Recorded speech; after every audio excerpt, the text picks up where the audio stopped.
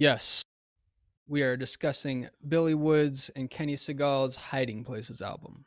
And as we were just saying, since it's only the two of us this time, it looks like that is just fine because there's a lot to say about this album. And I don't think I really made a great dent in it. Like when you suggested this album, Chief, I was a little bit hesitant because I knew how dense it is and how much research and thought it would take to really wrap my head around it. But I feel like I at least through, especially through listening to a lot of interviews and reading interviews about Woods talking about the album, I think I got a decent sense of what it's about in general. And I took the time to really poke at a couple of the songs in particular. So we'll see. We'll see what we can see. Yeah, yeah, man. This one I kind of suggested just because I wanted to use it as an excuse to really pick the album apart, So I went and printed out all the lyrics for myself, and then uh, I had a good time just listening to it and waiting for the lines that I always recognize and like and say to myself, and was highlighting those, and then just sort of looking around and like what leads up to that line, what does he follow up with?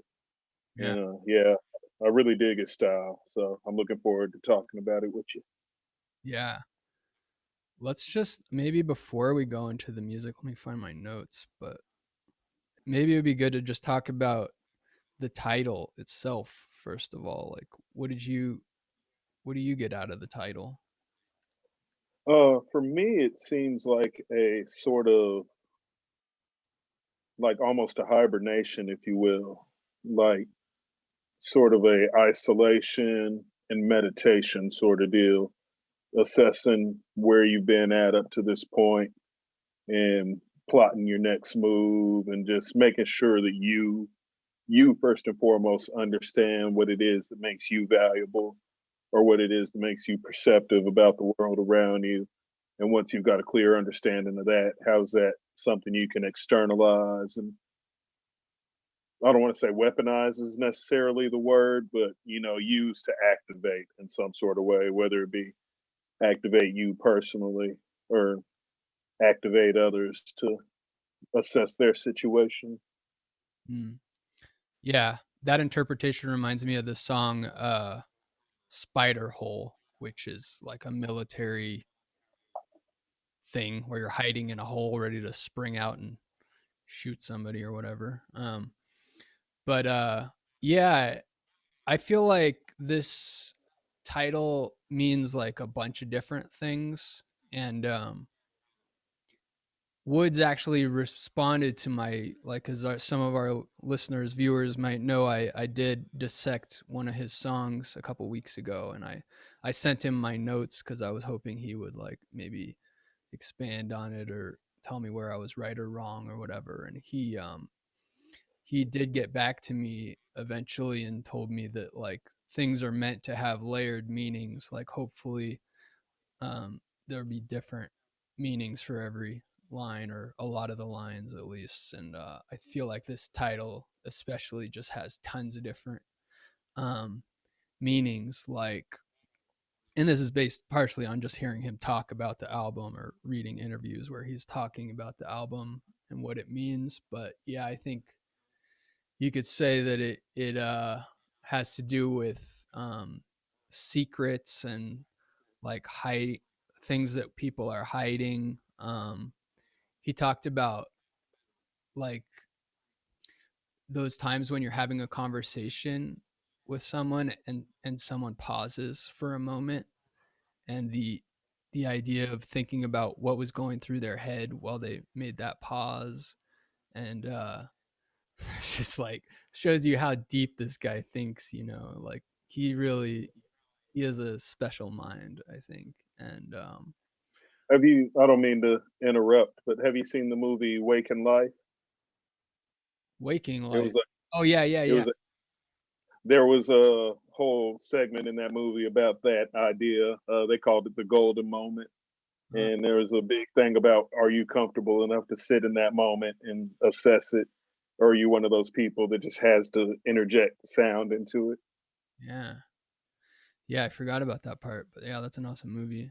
Um, yeah, and I think, he was saying he was going through like a tough time in his life personally, didn't elaborate on it, but that during the making of this album and kind of alluded to the idea that maybe this whole the process of recording this album was a place for him to hide his feelings, to a place to put his emotions or whatever, from stuff that was happening at the time.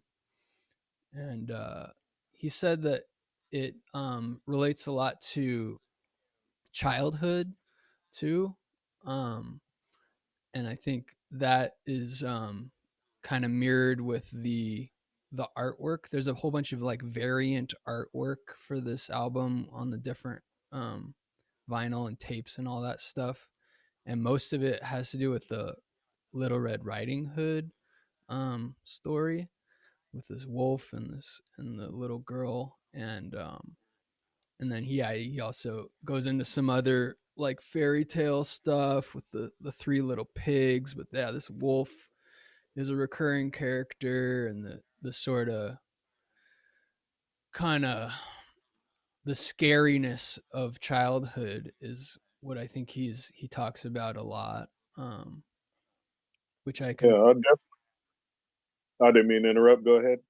I just think probably it's something that most kids can relate to, is like the terrifying realities that you're faced with as a kid, and from not only from your imagination but just like the reality of the world that you're growing up into. Um, Yeah, I hadn't thought about it in that necessarily in that lens. And so when I was listening to it this past week, I was certainly trying to listen to it with that point of view of childhood, especially. I wasn't aware of the variant covers until you brought them up. But in terms of the childhood perspective, I was picking up a lot of nature versus nurture vibes, and then a whole lot of like innocence lost kind of stuff. yeah, yeah, and then of course hide and go seek is a game that kids play. I don't know if that has something to do with the title, but um, Well, I mean, like he also makes allusion to things like snipers quite a bit, which is adult hide and go seek, basically. yeah. And then there's one line where he's talking about it's a game, like it's a game of inches, like when you beat the cops to the spot, which is like this juxtaposition of a childhood thing, a game, but with such, serious adult, you know, imagery attached to it. So That was one of the lines that I put the highlighter on. I've always loved that line. yeah, there's a couple amazing lines. I'll save my favorite, most impactful one for later, maybe. But Agreed. I'm afraid that I'm just gonna turn into and then here's my other favorite line from this album. So I'm gonna try to refrain from that as much as I can. I'm a little nervous about talking about this album too, because I feel like it's such like a deep, thoughtful work that like really deserves a whole like college course or something to properly, dissect and present. But we're gonna do our best here. So Indeed. I tried to pick out some references too, so I'll try to throw some ideas and see what you think on it. okay, cool.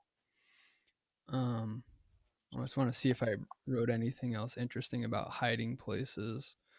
Um, the title itself. Yeah, Yeah, the only variant cover I saw was the wolf in the bed with Little Red Riding Hood standing right in front of him, but that was cool. yeah. Well, let's talk about that a little bit more, because some of them, a fair amount of them show the wolf as like, of course, there's the wolf dressed up as a grandma, which just in itself, just take that idea, that image itself, and just relate that to being a child and how fucking scary that idea is, that your grandma is this monster. Um, and then, but a lot of the wolf depictions show it as if it's a human with a costume of a wolf on top of it, which I think is Mhm. significant because it's like that's what a lot of people do to cope with the harsh hostile environment that we grow up into is we have to put on the costume of this tough fierce thing, you know, to deal with the tough fierce world. um and so, and I also think that relates to childhood because when you do that at a young age, you're kind of like going to stunt your growth and development, and there's going to be this little child left hiding inside of you for your whole life. And I think there's even one variant that shows the wolf as a child. It's a little wolf in a diaper, and then the red hands are picking it up. But yeah, there's other hiding places things that I wrote in my notes were like the idea of like hiding in a bomb shelter or hiding in an attic while the Gestapo comes to look for you. These are things that are alluded to in the lyrics and the video, and like um the SpongeBob video has him descending down the staircase into like a pantry in a basement, which, you know, kind of I think is all just kind of hinting at this dark near future and present where that we're in, where it just seems like he is very much aware of the rise of fascism and this imperialist force that's throughout history been like committing atrocities and is seems to be as strong as ever, if not stronger right now. And he's kind of like very much kind of concerned with it, as we all should be. So we'll start with SpongeBob here.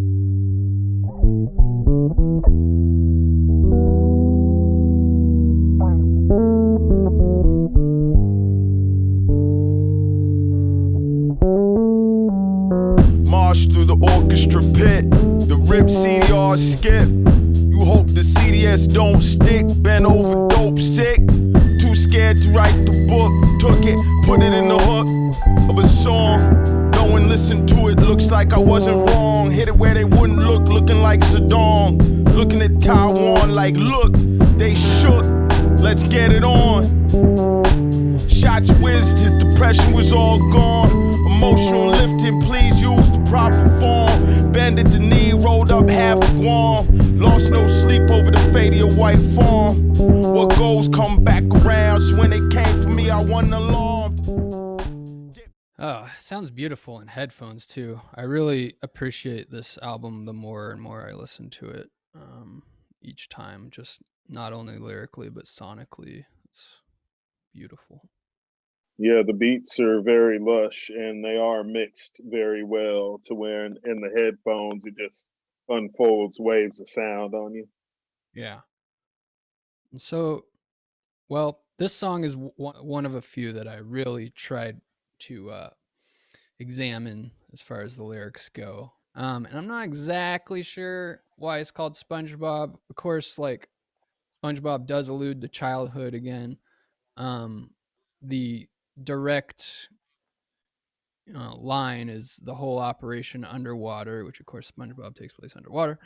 And I think that could be talking about like when something goes underwater, it's like it's sunk. This operation is all fucked up, and I think he's kind of talking about a failure of the military industrial complex maybe, or just a failure of this dream of a free nation that's failing because later as the verse continues he talks a lot about like military operations that are examples of the military industrial complex, you know, selling arms to people that then use the arms against their own countries, and just this hypocrisy and just the brutal violence that happens because of this fucked up like system that we're in. I think that's the framework for sure. I think you're 100% right about that, especially the military in regards to this sort of nationhood. I think he's also using that as a sort of analogy for the failure of self belief and more like trying to put your faith, like using God almost as a scapegoat because you don't have enough fortitude to pull this through, or you don't have the integrity to accept a loss and, take what you learn from that loss and turn it into a greater victory, like because the whole military thing and one nation under God and sort of using that weird sense of religion to invoke nationalism when it's time to rev up the war machine. God forbid it fail, everything will go to shit, the whole operations underwater kind of thing. So I think you mentioned him talking in levels. I think that's one of those sort of leveled metaphors that he's using. Yeah, and then SpongeBob being obviously like a fantasy world, that could be alluding to the fantasy of this country and these ideals. A fantasy and yet a reality because they live the same way that we live, but forced to live underwater, like they've just accepted this inevitability almost. The song starts with the line "mosh through the orchestra pit, the ripped CDR skips," which is two images that I feel like talk about like a jarring breakup, a discord within something that was designed with care and thought and meant to be like a harmonious, beautiful thing. Like, well, like an orchestra pit at least is like, it denotes that care and harmony and sophistication too, like this sort of high society sort of ideal, um, with a mosh pit going through it, obviously just like fucking up that idea. And then a ripped CDR is more like something of a lower class, like underground bootlegging version, but also like this idea of like, it takes care to rip something and then burn it to a CD. It's something that you you value and care about, and then it's skipping now because it's fucking scratched. And this two different like ideas of like these attempts to make something that are now getting fucked up is how I read that line. um, and then the next line is, "You hope the CDS don't stick, bent over dope sick," which is like, um I imagine that stands for the controlled dangerous substance, which is like the police terminology for a drug possession or intent to distribute charge, and so it's kind of like alluding to recent trouble with the law and involvement in drug use and the negative side effects of those actions, which are, of course, those actions in themselves were coping mechanisms, probably for the fucked up system that we're born into. um, and he says then, "Too scared to write the book, took it, put it in the hook of a song no one listened to. Looks like I wasn't wrong. Hit it where they wouldn't look." And there's so much to say about this part. Um, but of course, obviously, it's a hiding place. He's talking about, I had something to say. I hit it in the hook of a song. Um, I was, that's seems like also an allusion to his own like creative writing, uh, ideas about, just being an artist and being afraid. I think fear again comes a lot into this album. Um, fear of failure, um, self doubt, maybe about being able to properly write a book, and instead just kind of taking an easier route and writing the rap songs instead. I feel like that falls into that whole thing of taking agency of your situation. You know, you could jump out on a limb and write a book, or you could try the same thing a million other people have tried and just write a song, you know, write a rap song with a catchy hook. Oh, you didn't cut through the noise. Looks like I was right, you know? Yeah. And then this isn't my all my own research. I did a little looking on genius.com, but someone there pointed out that this line is kind of an interpolation of an MF Doom line from the song Gazillionaire, where he says, Mhm. sick, slick, hidden in a book. The only way they find it if you're spitting in a hook. And there's a lot to say about just that line itself. And it also reflects back on what he's talking about here, I think, because so like I think part of that line is based on the Chris Rock joke, you know, you should hide your money in books because N words don't read. And then it's also talking about like possibly talking about how illegal activities can be written in a book, like a bookie's betting book. Um, and you know, so it's like that's where the sick, slick actions are hidden, and the only way anyone's going to find it is if you spit it in a hook, which is alluding to like self snitching, which MF Doom has talked about before, and which Woods is kind of talking about, like, you know, some possibly talking about some past troubles with the law or on the street that he may be putting into a song. And I'm only saying that because I heard him allude to this in an interview where this is part of the reason he originally stopped, or the part of the reason he originally decided to not show his face in public was because he was running from some shit that he didn't elaborate on that, you know, had to do with the street and or the law. I like how he extends on this metaphor with the next lines where, you know, he's like looking like Zedong, which Mao Zedong, but it's this whole like you've built yourself up to be this figure. The song's not doing it for you. Nobody cares. And so it feels like he transitions from talking about himself into sort of building that every rapper example. And it's like, well, now I got to put all this tough talk into action. And you mess around and get caught up in the streets, you know, with the whole looking at Taiwan being other rappers, other people. Look, they shook, let's get it on. Shot whizzed and his depression was all gone. You get that quick tough guy fix, you know, and then you get hooked on it. I think I stopped looking at the verse at that point, and I was just like, all right, let's go to skip to the chorus because I'm not going to spend my whole life looking at this song. Well, and you did bring up earlier, you talked about the whole costume thing of the wolf aspect. And he's got that line right before the chorus where he's like, people put up a good front, but you can see the zipper.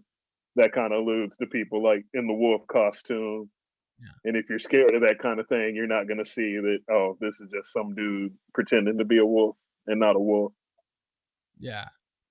Yeah. So hiding places, you know, you can again compare that to the fact that he is hiding his face. Billy Woods doesn't show his face in public. And then he, of course, references MF Doom here. And I heard him, you know, speaking very highly of Doom in a past interview too. So I think maybe you could say there's an influence there in the hiding the face. That was one other thing I wanted to mention. You talked about the interpolation of the Doom line. He does that a lot in this album of with a few rappers. Like there's a couple of direct Outcast references as well, Yeah. but he'll like sort of glean the rhythm or like parts of other lines and use them referentially. Yeah, I think there's a Public Enemy line. Got a letter from the something or other. Hmm. Yeah. Um well, yeah, the only other parts of this song that I looked at were the rest of the chorus where he says, "It's only one God, what we said in Tora Bora."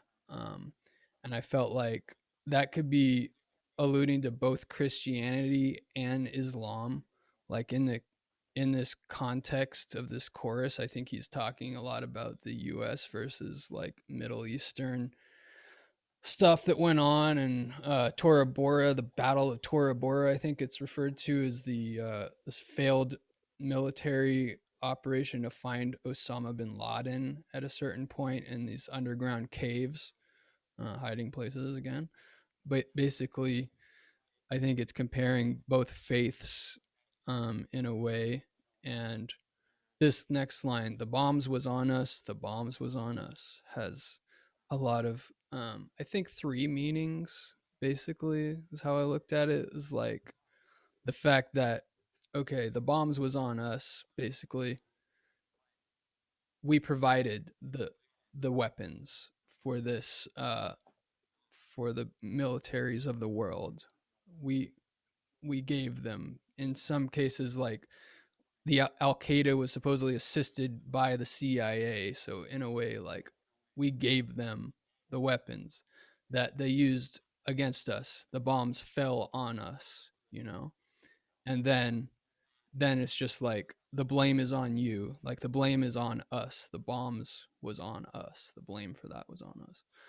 Maybe even too, from the absence of evidence is not the evidence of absence stance to a fourth interpretation.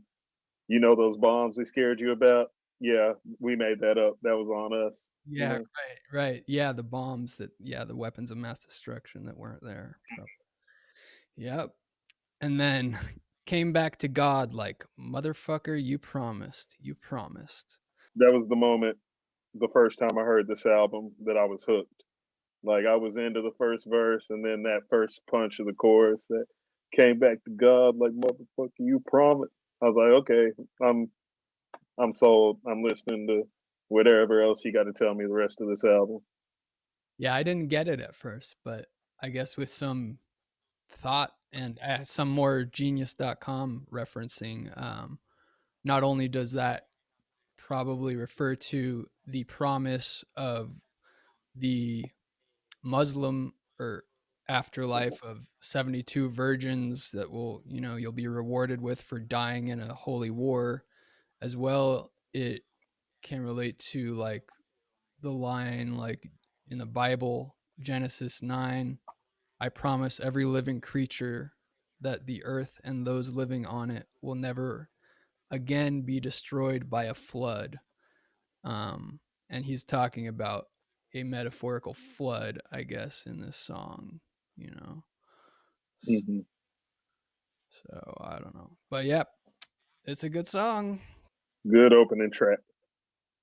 Should we go to Spider Hole? We can. I was gonna just want to mention for Steak Nas is one of the deals where he does the Outcast interpolation, Hmm. where he's all kept smiling like a clown, facial expression looking silly. He does the whole elevators thing. Yeah, I look. Yeah, but we can go straight to Spider Hole. I'm down for that. Okay.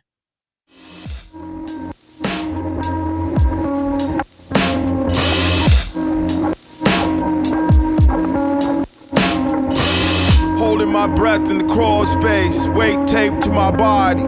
Barbarians at the gate, Benghazi. Wait, tape ain't even out yet. How the hell they get a copy? Survived by the grace of Grace Mugabe. Averted eyes, advised, passing through the building lobby. You don't want smoke? National Geographic, Negroes cooking coke. Anthropologists watch the Negroes sell dope. On huddle corners, corner stores, jotting notes. Hand to hand, much as their forefathers before. It's a good trope. Fascinating stuff. Thumb and forefinger where the cobra clutched. I feel like he's, if you had to just wrap it up in a word or two what the song is about, I would say gentrification. Especially the chorus, the wry smile, copping legal weed from fake hole in the wall. I don't want to go see Nas with an orchestra at Carnegie Hall. Just talking about all this co-opting of these subcultures and taking them and monetizing them, and no regard for the soul of it all. And Don't call me again, or the whole no man of the people, I wouldn't be caught dead with none of y'all, which he kind of touches upon in later songs where he's like, I've been living here for 15, 20 years. It's sort of this whole, I've watched this place change over and over.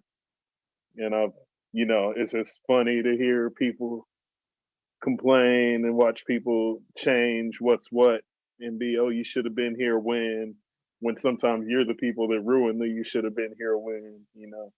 And then I would say the other line that got my thinking it was about gentrification was the National Geographic Negroes cooking coke, anthropologists watching Negroes sell dope, a huddle corner's corner store jotting notes, hand to hand, much as their forefathers before. It's a good trope, fascinating stuff, and Yeah. just this whole objective eye of watching that kind of stuff. Yeah, that rings totally true. Just the idea of gentrification and the privileged gaze on on the on poverty and the culture of the oppressed. Very, I agree. I think you're right there. Yeah. He also kind of starts to set up the idea that he gets into a little later about, well, no, I guess he's not setting it up because he even brought it up with SpongeBob, but this sort of mixing of religion and war. There's a line later on where he's like snipers in the minaret, which, are you familiar with the minaret? No. Minaret is a fixture usually on a mosque, and it's one of the like tall towers with sort of a roundabout rotunda, and it's usually where you call out prayer. So putting the whole like snipers in this thing that's supposed to bring people to it for prayer is a interesting juxtaposition of ideas. Yeah. Yeah, I don't think he's pro religion in general. Yeah, I would agree based on some of the stuff that I've heard. Let's listen to Bedtime here. This is a crazy song. I'll just preface it, I guess, with it seems to be broken into two halves. Um, the first one is like talking about these women that were disappeared and hidden, basically like murdered women that went missing, and they come back from beyond the grave to seek their revenge, essentially. Yeah, he makes in that part you're talking about, he makes a reference to the allegory of the cave as well. Yeah, so there's the cave thing, and then he ends the fucking verse with the craziest line of the whole album, I think, which is what is it? I want to get it right. It's ain't no bedtime, mama on cocaine. Yeah, Yeah, God, just it like this throwaway punctuation at the end. Ain't no bedtime, mama's on cocaine. enough said. Oh my God, that's just so. Is visceral the right word to say for that? I don't know. It just like brings It's it's so much emotion that you can't even like verbalize it. it's it's definitely a phantom punch of a line. It's one of those lines that you hear and then you picture it and you're like, oh damn. Yeah, should be a fucking a t-shirt for the edgy kids to wear.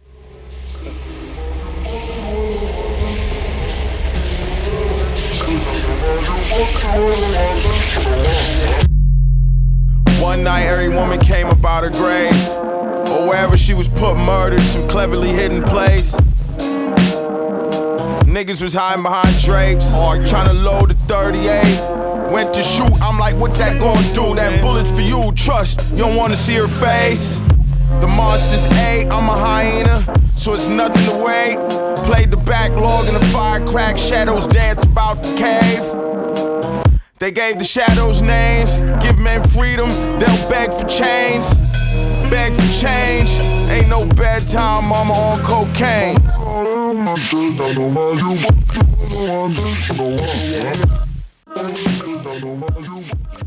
Sonically, this is my favorite song on the album too. It's just beautifully kind of disjointed and fucked up. Um, Yeah, nice beat switch too, which I'm sure we'll cover in a little bit. Yeah, that played on the backlog and the fire cracked shadows danced out the cave.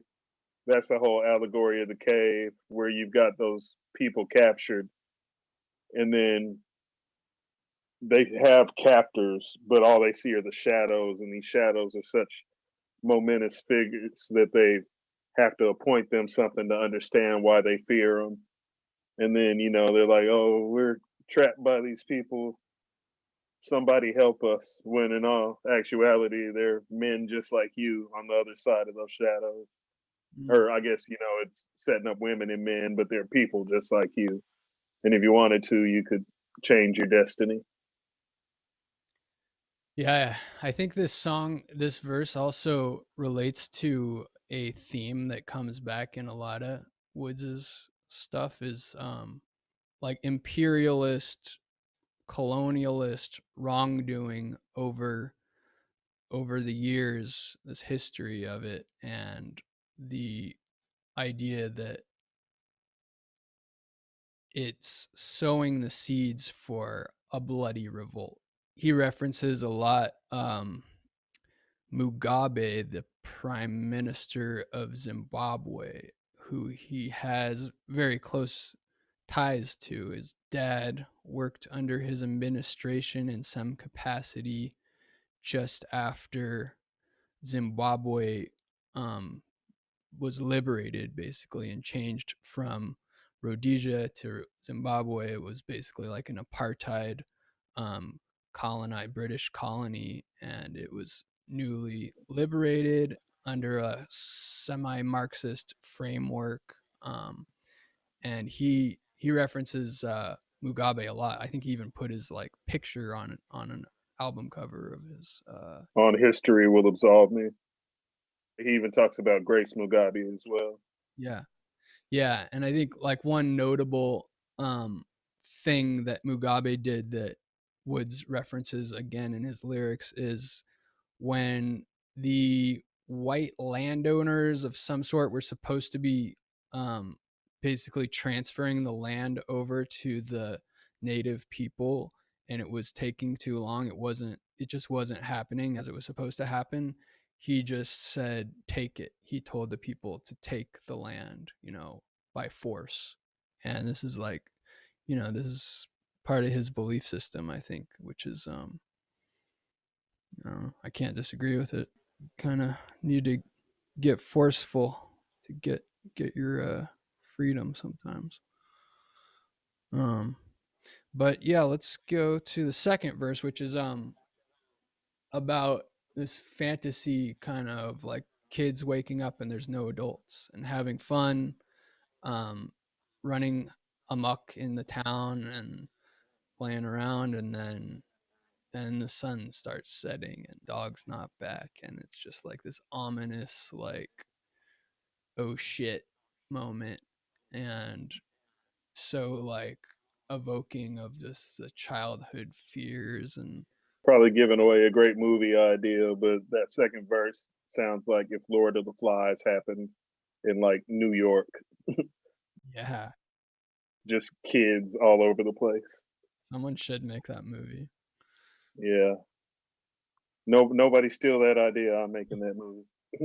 Somebody pay me to make that movie. It's officially copyrighted right now.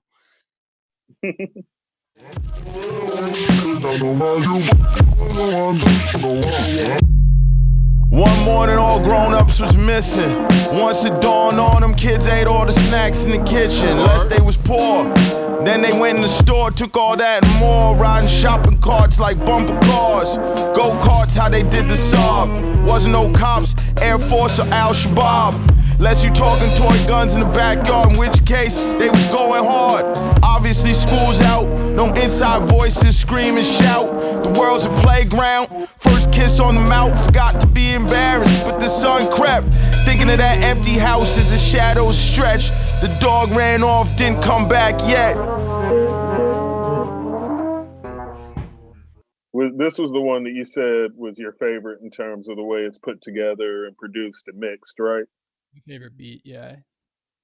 I love the way it sets up the kid analogy and then just hands it off to crawl space, both in terms of the writing and the production as well.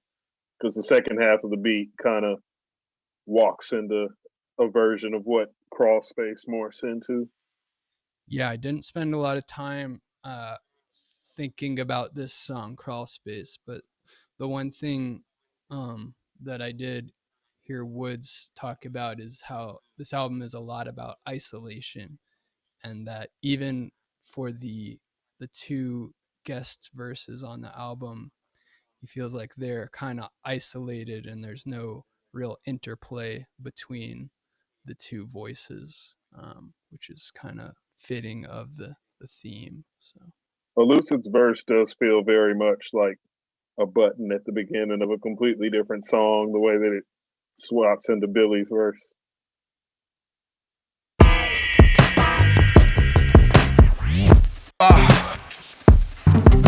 Yeah. This beat sound like 257 black kids hopping off the P14 bus like a Universal Circus clown car. Fresh braids, cuts and kicks, truant past burner woods, exposed wrists, great smoke drift, stones and sticks. Shorty talk shit like he's paid to do it. Major, raised within a range of ruins, wakes and viewings, screaming when I Willie come try kill me out the moon roof. A real goonie goo goo, don't overcook the noodle. Self-described revolutionaries rolling buglers still confuse me. I don't judge, still like my gold ropes dookie. New steez 4 seasons, fresh out of reasons to not fuck with you. Tough titty, I never been really that comfortable. Sun still shine, run tell mine, darkening your threshold. Wages of sin held in escrow. Salt, pepper, ketchup, barbecue sauce, the egg rolls. To the young red bone, lips smack deep fried in the dead zone. Get back. We sing philosophy and ham bone precise findings. I reside inside a nigga rigged time machine, powered by bones of those who choose to survive by violent means. In plain sight or hiding behind the scene. that's an awesome beat too, actually. Yeah. Yeah, this song I think is my favorite. Well, I'm hard pressed to appoint a song as like my favorite. I would say there's maybe 2 or 3 that I really and genuinely love on here, but this song has my favorite just sequence of lyrics. And it's actually a bridge between the end of Elucid's verse and the beginning of Billy Woods's verse. That I just love that idea where Elucid is like, we sing philosophy and ham bone precise bindings, where it's sort of a flip side of the way that everybody talks about how rap has no melody or no harmony. It's all just rhythm. It's rhythm, rhythm, rhythm, you know. And they try to use it as a shot to like discredit hip hop as music. So it's just funny to hear him flip it and use that sort of what is the word I'm looking for? Not blaxploitation, but older than blaxploitation. Like the minstrel, put the sort of minstrel twist on it with the ham bone precise bindings. Yeah, I'm not familiar with ham bone. What is it? Ham bone, I can't do it, but it's like that, Oh, that shit with your hands, like the rhythmic hand jive thing. yeah. Yeah. Oh, sorry. I was just real quick. I was gonna say my favorite Billy Woods line is that whose ways are strange when it's time to survive. Pray on the plane, get off, laugh at God. That's like people. That's awesome. Just the hypocrisy of people. Um, yeah, the other thing I'm remembering Woods talking about this song in particular is how this is getting into like the rounding out the third quarter of the album, and it's just been him, and he's saying how like this album was, well, he was saying how it was like a claustrophobic experience working on this album, but also just he felt like at this point in the album, like Elucid provided this breath of fresh air that it needed. And then the next song also has Self Jupiter. I didn't properly study that song, but Toothy I did because I felt like it relates most out of all the songs to the Little Red Riding Hood theme. Dessert? Are you having dinner, Mr. Wolf? Not yet, my dear.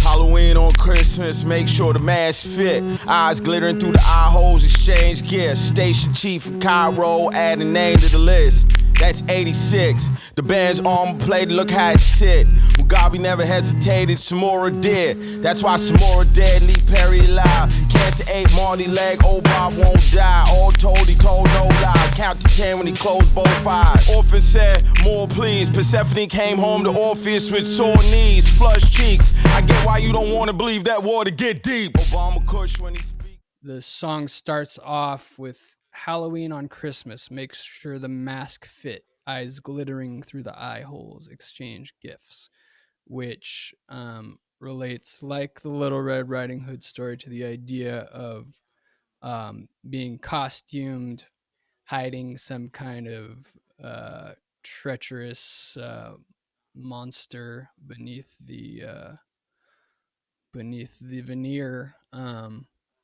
I guess Halloween on Christmas is like, kind of brings up ideas of monsters and creepy stuff on a holiday, which is basically, well, while of course it has its history in Christianity, which has its own history and imperialism and violence and brainwashing and whatever, but also that the modern day Christmas is like this corporate imposed holiday where we're supposed to go out and feed the system of capitalism, basically forced gift exchange, forced giving.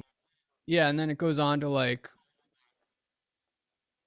mm, it references the station chief in Cairo, which, I love looking into these lyrics because even if I'm not like necessarily getting the right references, it's like sent me on so many interesting rabbit holes of research, learning about history and things that I didn't know anything about.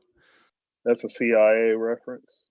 Yes, I got that much, but I wasn't sure like which one he might be referring to.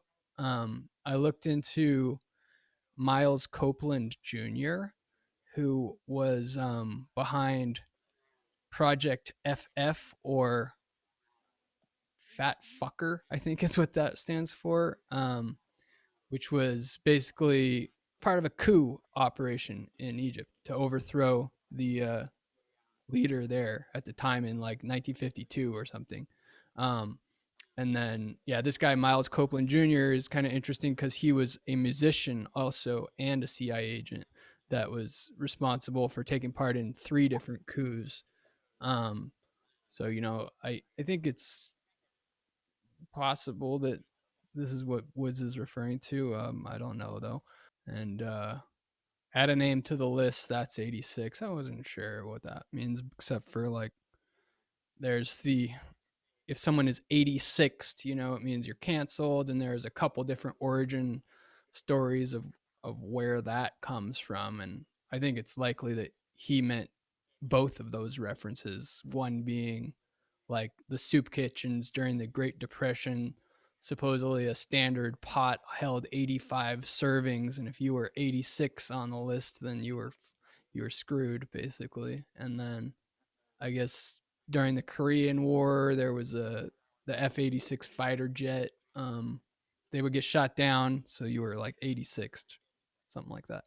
But yeah, I went more into this. I guess there was a Mugabe reference here where it says Mugabe never hesitated, Samora did. That's why Samora dead. And I think that's talking about the Mugabe refusing to wait for the transfer of the land, and just said, "Do it, go now."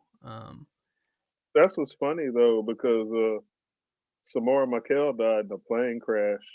It wasn't even like an uprising that he died from, but it was a transfer of power when he died from Mugabe, or to Mugabe, I should say.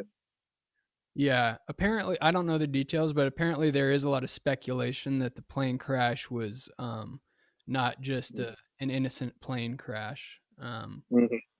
But he was, yeah, Samora Machel was apparently an anti-colonial Marxist revolutionary who led the struggle for independence in Mozambique, which borders Zimbabwe, which is where Woods, we should mention, he grew up there apparently in Zimbabwe from the time he was like 5 till 13, around those years, I think.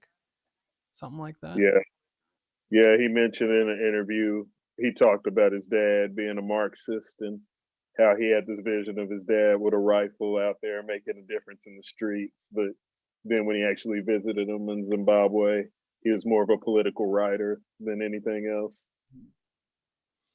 which, still influenced him. But he was just like, you got that idea of your dad out there starting revolution. Right. Yeah, that could be a formative, yeah, thing. One thing I love that he does is takes novels and traditional stories and recontextualizes them Yeah. because he's got that line of Persephone came home to Orpheus with sore knees and flushed cheeks, which just completely flips the character structure of the Orpheus story. Yeah. He did it. Go ahead. Oh, I was just gonna say, from what I understand, like I'm no Greek mythology buff, but I think there wasn't much crossover between those characters in the actual mythology, and that Persephone was They like, were they were opposed. yeah, she was the wife of the devil basically, and Orpheus was like this hero figure. And then from what I understand, Persephone was like kind of like given away to the devil by her father Zeus, like not like it wasn't her choice to become the wife of Hades, which is That's correct. kind of relates to the whole like growing up as a child into an unjust system. Yeah. In an earlier song too, he brings up Mrs. Haversham from Great Expectations, Yeah. who was like a jilted bride who always wore a wedding dress, but when he's talking about her, he's like naked down from the waist, aged like grapes. So, he won her over. Yeah, and he has another Charles Dickens reference in this song too, where the orphan said "more please" from Mm. Oliver Twist, which I don't think I ever read, but I did enjoy Great Expectations. Oh yeah, and then he also talks about Obama being basically like a smooth talking pimp, is what I got out of it, which I like because I don't really care for Obama. But the chorus is, "Oh granny, what big eyes you got, all the better to watch for the cops. Oh granny, what big ears those is, all the better to hear the pigs."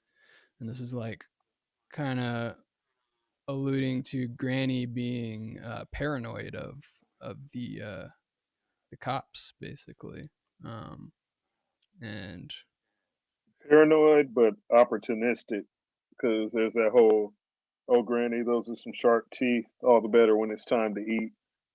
So, it's like, yeah, avoid them, but we get the chance to balance the odds.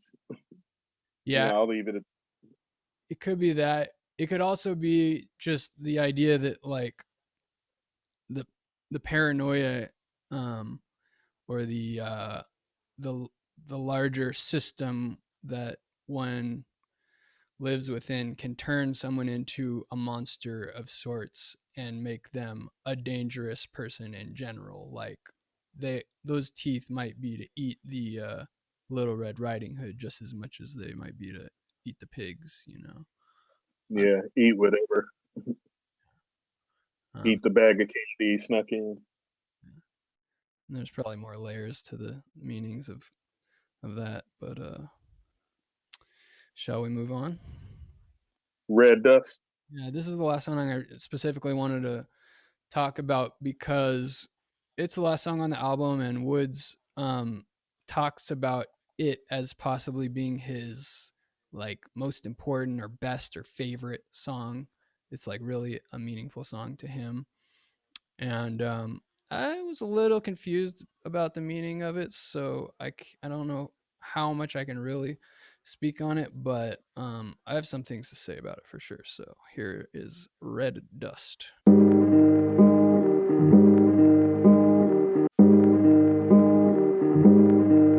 It's not the heat, it's the dust.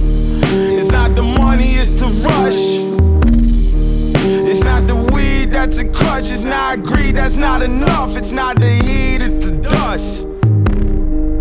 It's not the drugs, it's the cut. It's not the act, it's her touch. It's how she arch her back when she knocked the plane out the sky, sparked the genocide. Let's see who gives who a place to hide. You might be surprised, might not. Either way, be wise to retrieve that black box. If you live, sometimes it's best just to circle the block. I was in the ceiling when they swept the building. I kept my head down when cops came for the children. I rode the train every day past that fucking prison. I broke bread with killers and rapists. I got money with niggas. You should not leave with the child for 2 fucking seconds. They don't tell you that in they raps. One other thing I heard Woods saying about this song is that he felt like he exercised some demons in a way, like in writing the song. Like it was a big release for him. He said I think he said he felt something evil leave him as he recorded this or something along those lines. And I think that may refer more to the second verse, which is talking, I think, a little bit more about like the bloodlust of revenge, vengeance. I felt like in general the just red dust alone could mean like a desert. Like I imagine this song is like a future scenario after the world's been like decimated by um our system and greed and all that. And that, you know, the forest is gone, all that's left is a desert, and the dust is red because of the bloodshed. I don't know if they directly said it in Three Kings, but it also gives me vibes of like soldiers and like the Saudi Arabian conflicts where you're there in the desert, and I feel like that was like common feedback where people was like, was it hot? It's like, well, yeah, it was hot, but it's not so much the heat, it's just this constant dust everywhere that like gets to you. Yeah, I imagine it is referring to something specific like that. I read somewhere someone was saying it refers to like an old miner's gripe, but I don't know.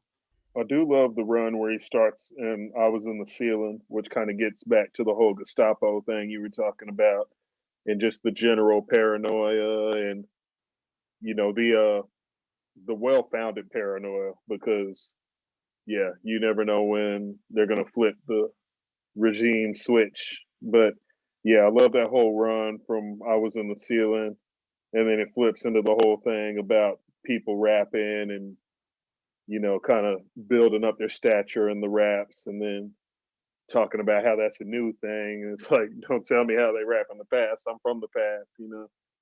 It's not that different. But yeah, I love that run of lyrics that he does there. It's one where he's already snapping and then he just kicks it into like this other emotional level and you kind of hear him like feeling himself in those lyrics and really just pushing it out there. Yeah. Yeah, and I feel like maybe this can relate to another meaning of hiding places, which is I feel like he means for his lyrics to be a bit dense and hard to understand, and that he's purposefully obscuring some ideas that might be controversial, like violent revolution. I would say. I don't know. I hope he doesn't mind us talking about it in public like this. Or maybe we're wrong. Maybe I'm wrong. I mean, yeah, we're not him, so if we don't speak for him, this is 100% our interpretation. Hmm. As fans of, or I can't speak for you as a fan. I would say I'm a fan based on discovering this album. I'm a huge fan. Yeah, the more I in, examine his lyrics and deeper I try to get into it, the more I realize he's a fucking genius, and I don't think there's anyone that really compares to him.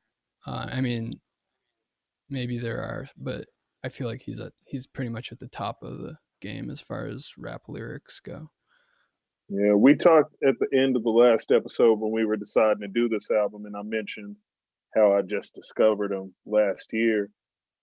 And I don't know how I didn't put it together, but I had heard of Arm& and Hammer, but I didn't realize until I was researching this album that Arm& and Hammer was a Lucid and Billy Woods, because I hear it in the Billy Woods now that I know, but Lucid was rapping a little different back then than what he does on this album.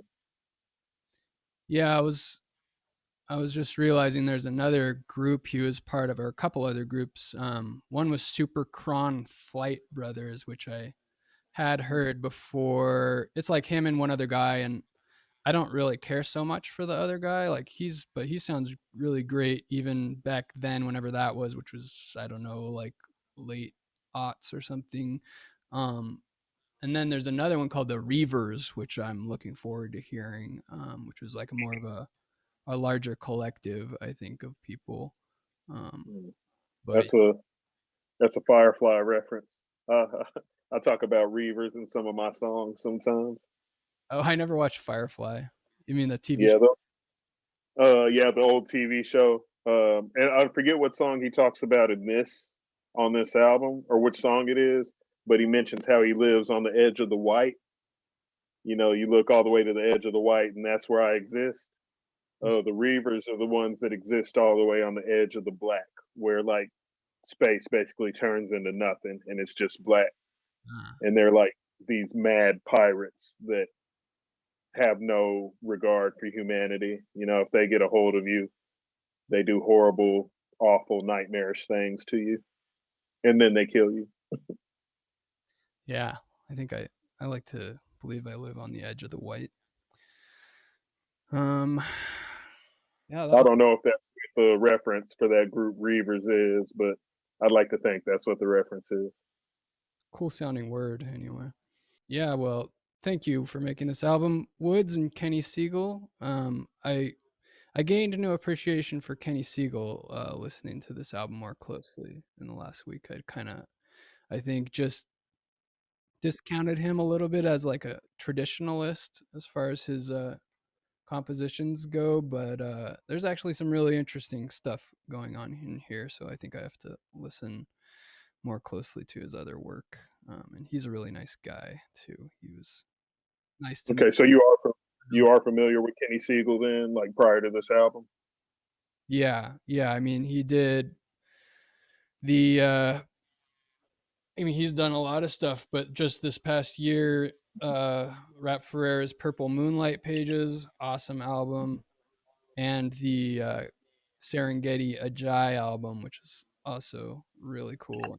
I think maybe we should talk about Serengeti in a future. Uh, I am putting him on the list here. I purposely wrote a list, and Serengeti is a great choice for that list. Awesome.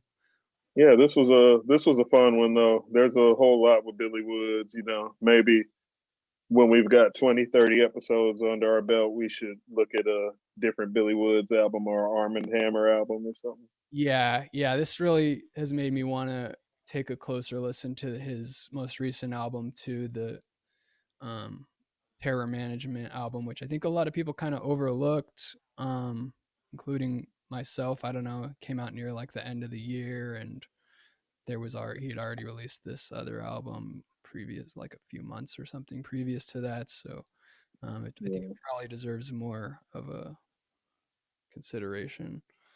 Uh, Mm. Oh, one thing I do want to do before we cut the episode off, I do have to give a shout out to Dead End Hip Hop for introducing me to Billy Woods. uh, Mike Seatown in particular, he talked this album up a lot, and I eventually was like, I need to listen to this because I dig that guy's taste. So yeah, I like hearing Mike Seatown. I've tried to contact him a couple times to try to get him involved in one way or another with weird rap, and he's never gotten back to me. So fuck you, Mike Seatown. Just kidding. But salute to Billy Woods. He's one of, if not the best, doing it right now. agreed. I wish more people knew about him. Maybe in due time.